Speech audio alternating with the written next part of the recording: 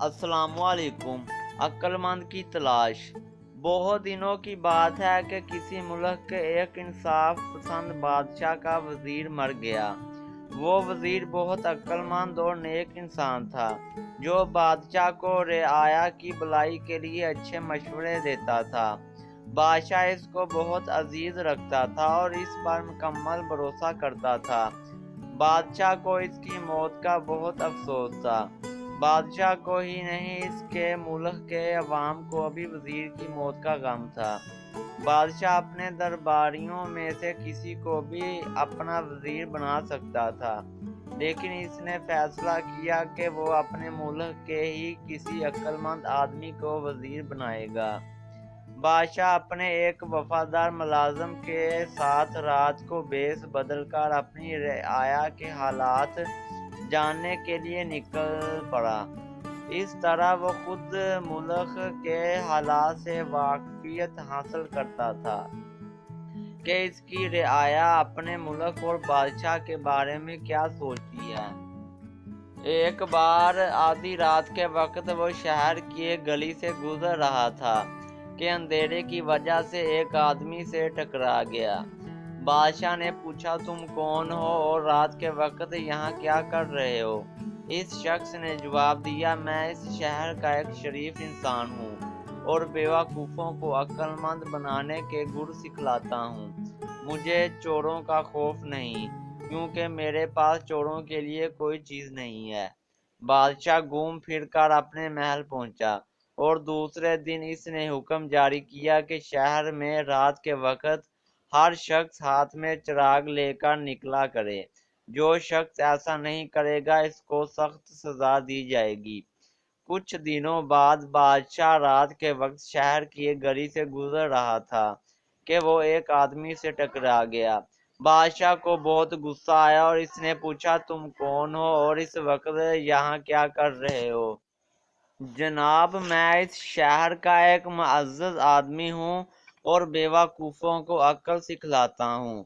بادشاہ نے پہچان لیا کہ یہ وہی شخص ہے اور جو چند دن قبل اس سے ٹکرایا تھا۔ کیا تم نے بادشاہ سلامت کا حکم نہیں سنا کہ رات کے وقت ہر آدمی ہاتھ میں چراغ لے کر نکلا کرے؟ تم نے بادشاہ کے حکم کی تعمیل نہیں کی، اس لیے تم کو سخت سزا ملے گی۔ بادشاہ نے غصے سے کہا، جناب والا، میرے ہاتھ میں چراغ ہے، آپ دیکھ سکتے ہیں۔ اس آدمی نے جواب دیا، مگر یہ روشن کیوں نہیں؟ جناب والا، بادشاہ سلامت کے حکم میں صرف اتنا تھا کہ ہر آدمی ہاتھ میں چراغ لے کر چلے۔ یہ حکم نہیں دیا کہ اس میں تیل بھی ہو اور وہ روشن بھی ہو۔ بادشاہ حیرت سے اسے دیکھ رہا تھا۔ اس آدمی نے پھر کہا، میرا خیال ہے کہ بادشاہ کے دربار میں عقل مند وزیروں کا کتا ہے، ورنہ ایسا حکم صدار حکم سے پہلے وہ بادشاہ سلامت کی توجہ دلاتے۔ میری دعا ہے کہ خدا ہمارے بادشاہ سلامت کو ایک عقل مند وزیر عطا فرمائے۔ بادشاہ یہ بات سن کر دل ہی دل میں بہت شرمندہ ہوا۔ وہ اس آدمی کے ساتھ ساتھ چلنے لگا اور باتوں میں اس کے بارے میں ذاتی معلومات حاصل کر لی۔ بادشاہ نے پوچھا، تمہارا پیشہ کیا ہے؟ اس نے جواب دیا، جناب والا، میں ایک مدرسے میں استاد ہوں اور عقل مند بنانے والی وہ عظیم کتابوں کا حافظ ہوں۔ اس کے علاوہ بہت ساری ایسی کتابیں پڑھاتا ہوں جو انسان کو عقل مند بنا کر ان کو کامیاب انسان بنا سکتی ہے۔ میرے استاد نے مجھ سے کہا تھا کہ اگر کوئی آدمی گلگستان اور بلوچستان کی عقائدوں کو سمجھ کر پڑھے اور غور کرے تو ایک دن وہ عقل مند ترین انسان بن کر کسی بادشاہ کے دربار میں جگہ پا سکتا ہے۔ باتیں کرتے کرتے اس عقل مند انسان کا گھر آ گیا اور وہ رخصت ہو گیا۔ بادشاہ نے اس کے مکان اور محلے کو ذہن نشین کر لیا اور اپنے محل میں واپس چلا گیا۔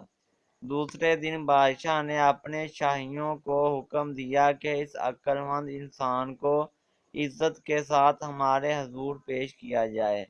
بادشاہ اس کی گفتگو اور عالمانہ باتیں سن کر بہت خوش ہوا اور اس کو اپنا وزیر بنا لیا۔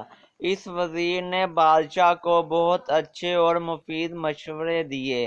بادشاہ نے حکم دیا کہ شہر کے سارے باشندوں کو مفت چراغ اور تیل فراہم کیا جائے اور گلی کوچوں میں رات کو روشنی کرنے کے لیے چراغ تھامے نوکر رکھے جائیں۔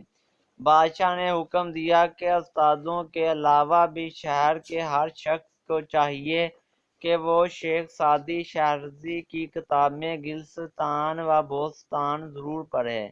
یہ تو ایک حکایت تھی، لیکن سچ ہے کہ دنیا کو عقل مند بنانے والی کتابوں میں گلستان و بوستان بہت مشہور کتابیں ہیں اور ان کا ترجمہ دنیا کی تقریباً تمام زبانوں میں ہو چکا ہے۔